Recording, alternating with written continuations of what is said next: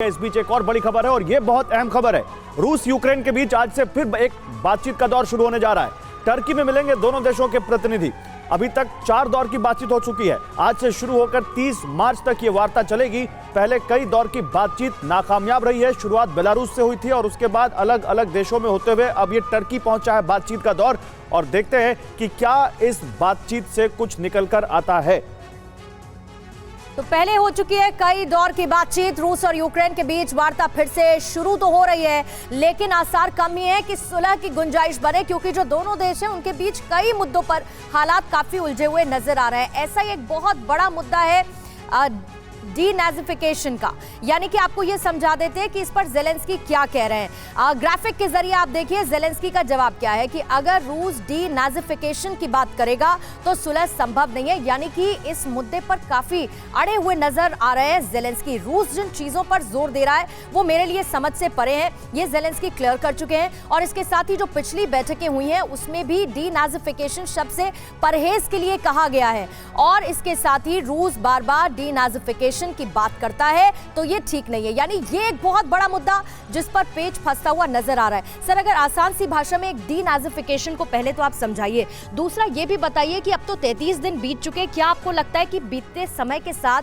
Diplomacy के रास्ते भी खत्म होते हुए दिख रहे हैं? डिप्लोमेसी के रास्ते तभी सामने आएंगे जब मेजर पॉइंट्स के ऊपर एग्रीमेंट के लिए लोग बैठेंगे।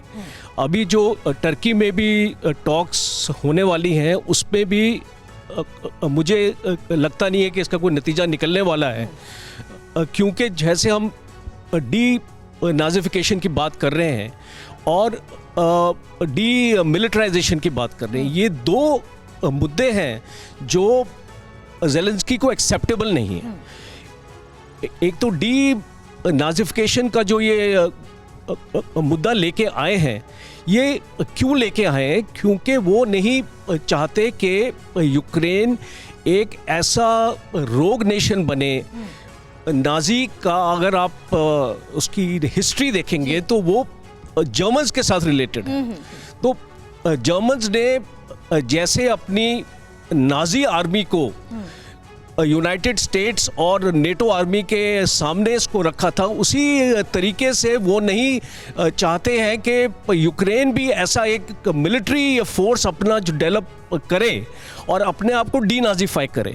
और दूसरा ये है कि कोई भी देश, कोई भी प्रेसिडेंट एक देश का चाहेगा कि उसका देश अपने आप को सिक्योर रख सके, तो इसलिए डीमिलिटराइजेशन, इसको लेकर भी ये दो मुद्दे हैं जिन पर पेच फंसे।